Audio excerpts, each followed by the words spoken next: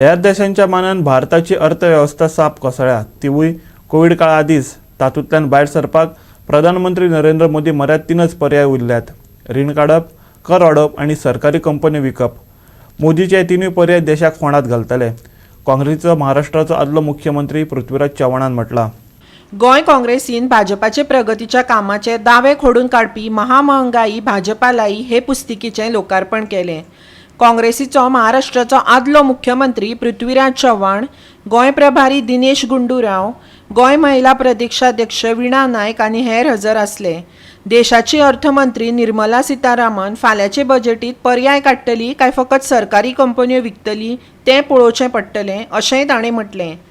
UPA सरकारच्या कारकिर्दीमुळे अर्थव्यवस्थेचा विकास दर हा बऱ्यापैकी होता। 8.3% गेला। पण त्यानंतर मोदींनी स्वतः घोडचुका करायला सुरुवात केली। पहिली घोडचूक म्हणजे नोटबंदी, अविचारी निर्णय, देशातल्या करोडो लोकांना त्याचे परिणाम भोगावे लागले। त्यानंतर दुसऱ्या वर्षी वस्तू आणि सेवा कर लागू केला। कल्पना चांगली होती, पण त्याची अंमलबजावणीमध्ये ज्या चुका झाल्या त्याचा परिणाम सर्व छोट्या उद्योगपतींना, छोट्या दुकानदारांना आणि या सगळ्यांनाच फार मोठ्या गंभीर परिणाम त्याचे भोगावे लागले।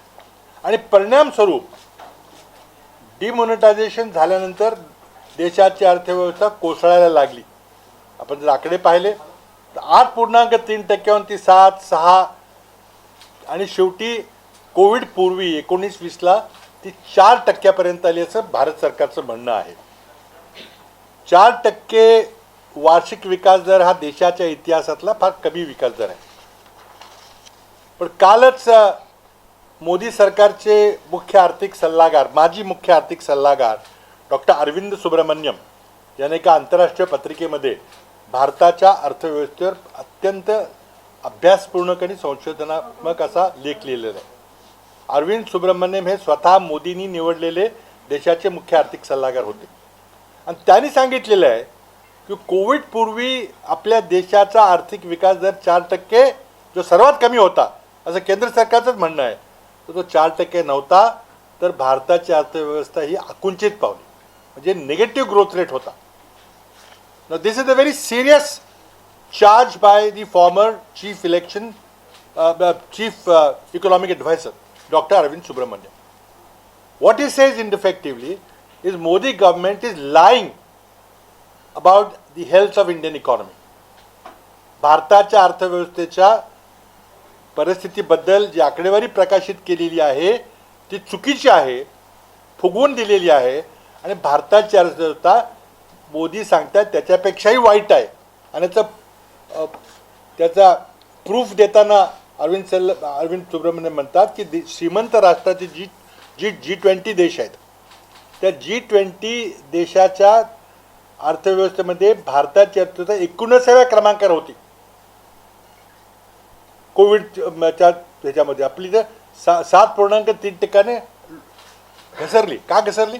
इतर देशांची नाही घसरली एवढी, चीनची नाही घसरली, अमेरिकेची नाही घसरली, युरोपची नाही घसरली, मग आपली का घसरली? तर कोविड पूर्वीच अर्थव्यवस्था ही रसातळाला गेली होती। पर्याय 3: पगार तर दिले पाहिजेत, पेन्शन दिली पाहिजे, कर्जाचे हप्त्यावर व्याज दिलं पाहिजे, कर्जाची परतफेड केली पाहिजे, पण उत्पन्न नाही, उत्पन्न कमी व्हायला लागलेलं आहे।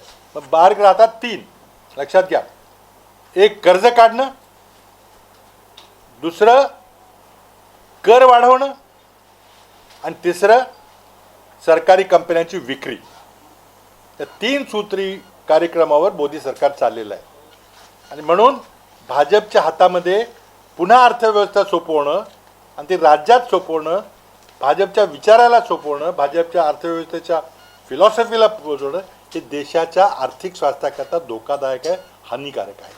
तो उद्याच्याला बजेटमध्ये निर्मला सीतारामन याच्यावर काय मार्ग काढतायत का फक्त सरकारी कंपन्यांची विक्री हा एवढाच मार्ग राहिलेला आहे हे आता उद्या आपल्याला कळेल।